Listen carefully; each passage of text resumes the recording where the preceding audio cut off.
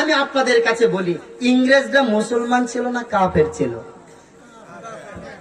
আর সবাই বলে ইংরেজরা মুসলমান ছিল না কাফের ছিল? কাফেররা কি মুসলমানদের দুশমন না শত্রু? দলিল 98 নম্বর সূরা সূরা বায়ানের 6 নম্বর আয়াতে আল্লাহ পাক বলেন, ইন্নাল্লাযীনা কাফারু মিন আহলিল কিতাবি ওয়াল মুশরিকিনা ফি নারি জাহান্নাম খালিদিনা ফিহা উলাইকা হুম শাররুল বারিয়া। নিশ্চয়ই কাফেররা এবং মুশরিকরা পৃথিবীর নিকৃষ্ট জীব। উলাইকা হুম শাররুল বারিয়া, तमाम পৃথিবীতে যত জীব আছে সমস্ত নিকৃষ্ট জীব হলো তারা। তারা কি ইসলামের কল্যাণ করবে? আচ্ছা, এই ইংরেজরা এই পৃথিবীতে কত বছর শাসন করেছে? 200 বছর। কত বছর? 200 বছর। এই 200 বছর কি তারা আঙ্গুল চুষেছে নাকি চলে বলে সুকৌশলে যেভাবেই হোক এনি হাউ প্রসেসে ইসলামের 12টা বাজিয়েছে?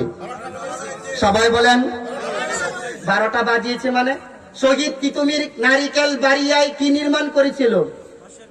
সবাই বলেন কি নির্মাণ করেছিল? কাদেরকে তাড়ানোর জন্য? মাওলানা আব্দুল হামিদ খান বাসানির সংগ্রাম কাদের জন্য? ইংরেজ তাড়ানোর জন্য। একে ফজলুল হকের সংগ্রাম কার জন্য? শহীদ তিতুমিরের সংগ্রাম কার জন্য? কারা এই পৃথিবীতে মাদ্রাসা ধ্বংস করেছে? কারা ভারতের চাঁদনি চক থেকে খাইবার পর্যন্ত রাস্তার দুধারের গাছের ডালে আলেমদেরকে ঝুলিয়েছে? ওই ইংরেজরা। ওই ইংরেজদের বিরুদ্ধে কথা বলতে গিয়ে কাজী নজরুল ইসলামের জেল হয়েছিল। রবীন্দ্রনাথ ইংরেজদের হাতের পুতুল ছিল। হিন্দুরা ইংরেজদের হাতের পুতুল ছিল। ইংরেজরা কোনদিন মুসলমানদের উপকার করেনি। 200 বছরে তারা আল্লাহর জমিন থেকে এই শিক্ষা উঠিয়ে দিয়ে তারা শিক্ষা বানিয়ে আমরা আল্লাহর দাসত্ব থেকে ছিনিয়ে নিয়ে ইংরেজদের দাসত্বে পরিণত করেছে। কথা কোন ঠিক কিনা? মোহতারাম, আমি আর 5 মিনিট সময় নিচ্ছি। 5 মিনিটে আমি শেষ করে দিচ্ছি।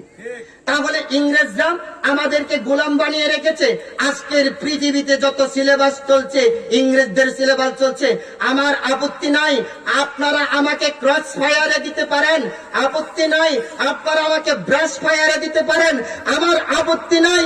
আমার হাত পা বন্দি করে বস্তাবন্দি করে নদীতে ফেলে দিতে পারেন, আমাকে জীবন্ত আগুনে পুড়িয়ে ফেলতে পারেন, আমাকে হত্যা করতে পারেন, খুন করতে পারেন, গুম করতে পারেন।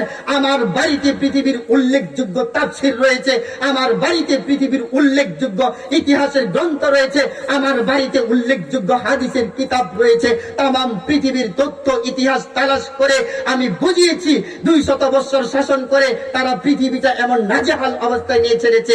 আজকের পৃথিবীতে তাদের দেওয়া শিক্ষা দিয়ে মানুষ মঙ্গল গ্রহে যেতে পারে, তবে হেদায়েতে থাকতে পারবে না। এই কথা বলতে গিয়ে নবীদের অবস্থা কি হয়েছিল?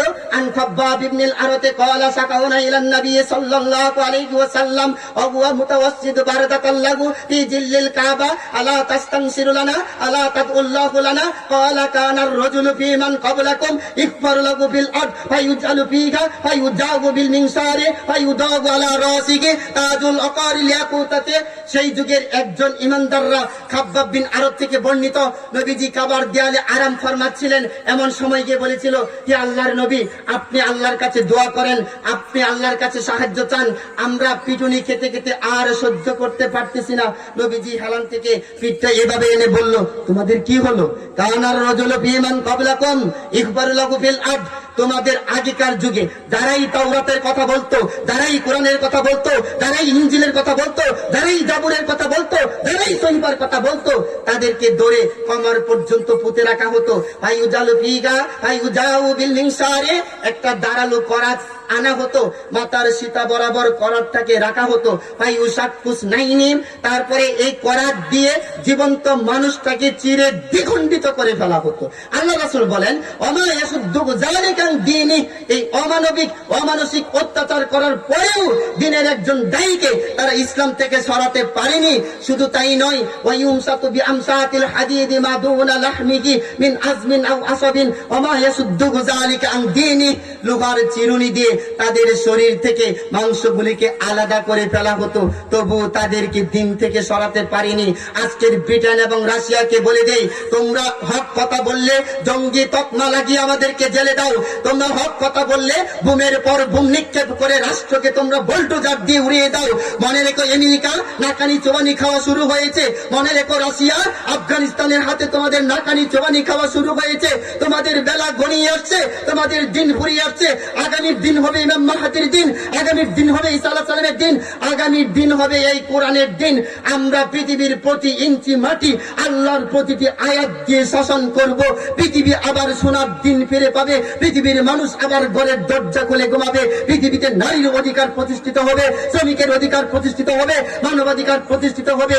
এই অধিকার প্রতিষ্ঠিত করার জন্য যদি আগামী দিনগুলিতে যদি তাগুতের কারাগারে যাওয়া লাগে, আমরা কি কারাগারে যেতে প্রস্তুত? আমরা যদি শহীদ হতে হয় শহীদ হতে প্রস্তুত? কারা কারা কারাগারে যেতে প্রস্তুত? হাত তুলে দেখান। তাকবীর, নারায়ে তাকবীর, আল্লাহু আকবার। আল কোরআনের আলো ঘরে ঘরে জালো, কোরআন হাদিস যেখানে আমরা আছি সেখানে, কোরআন ছাড়া অন্য কিছু